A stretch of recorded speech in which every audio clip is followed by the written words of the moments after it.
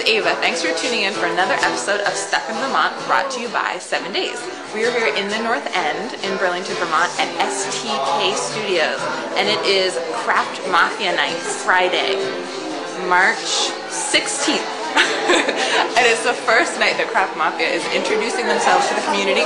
They're bringing their goods. We've got t-shirts, we've got jewelry, bags, belts, everything you could possibly imagine. It's a wonderful time to come out, support your local craft artists.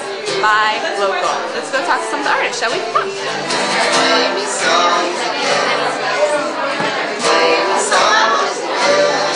The Craft Mafia began in Austin, Texas, and it's now grown to be 44 groups across the country.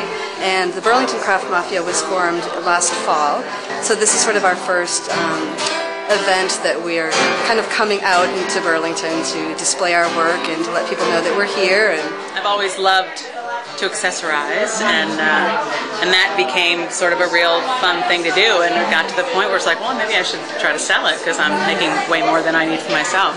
You're making something that you yourself are doing, and then you get this really wonderful reward feeling afterwards. It's almost addictive, where it's like this cycle, it's sort of like boosting your self-esteem and making you feel really good just because you can actually create and do something in this time where it seems like everything is like manufactured in Taiwan. We had Woolworths, and that was about it. And so I couldn't really find exactly what I wanted, and so I started making my own clothes, and I found that other people find exactly what they want in the things that I make. it's a great way for people to start a small business, especially with this group.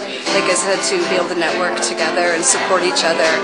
This one goes out to all the thrift store shoppers. This one goes out to all the clothing swappers. This one goes out to all the jewelry makers, the candle creators, the midnight bakers. Some of my favorite people are consigners.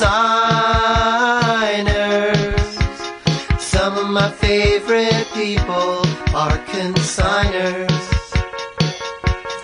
Well, one of the main reasons why we did this was to bring the craft scene more to light. I think a lot of people have an idea of Vermont craft as being... people go to a craft fair and they expect to find tissue cozies and all that kind of stuff. And I think crafting's really cool. I love crafting. It's relaxing, it's therapeutic, it's like a little guilty pleasure. So I do it because I go crazy if I don't. Yeah, it's rescued me from many depressions. is what I do a craft or something else? And what is that something else if it's not a craft? I craft sound pieces. Finding that light within you, and creating something that other people can enjoy too is really nice. I just have to do it, otherwise I guess I'm just not happy if I'm not constantly making things. So like we were talking about earlier, I'm one of those people that, I sleep, but not much. It's hard to do when you have toddlers, but But sometimes I think, this is what I do because I don't have kids. I just make stuff. And then you have this thing that you've created, your little baby. It's like we're all crazy, where it's like sometimes I wonder if I'm obsessive compulsive, I always have to be making something or doing something. And I spend all my weekends there, and I sew like a crazy person. I love it, and I'm totally addicted to all the craft TV shows on HGTV and the DIY network. My day job is very thought intensive, and so it's nice to kind of do something that's very manual intensive as like an after school kind of activity. And I feel like way less of a loser when I'm watching TV, if I'm crocheting or reading or something like that. So I just started making jewelry, and I just got addicted really fast, and I've always loved jewelry. And making jewelry for me has just always been a form of self-expression, and it's just what I love to do. And feeling like in your heart something that's really good. That it doesn't have anything to do with external validation. It's just like, this makes me feel good. And no one's getting rich here, no one's getting wealthy. All my favorite outfits someone gave to me. My favorite t-shirt came from someone else, but it makes me think of you. This is for the sweater you let me borrow. This is for the money I'll pay back tomorrow. This is for the bracelet that's on my wrist. This is for your beautiful necklace. This is for the book you let me read. This is for the song you wrote for me. This is for the cake, the belt, the patch. times you helped me catch. A lot of what the modern crafting movement is about is recycling.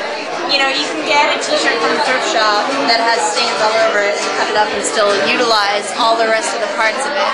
And using, you know, what would be someone else's trash and transforming it into something that is another man's treasure. It's a very New England thing, it's a very Yankee thing.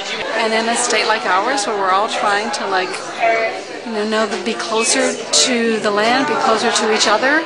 You need color in Vermont, big time, especially tonight.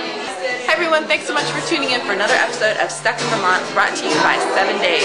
We'll talk to you later. Bye!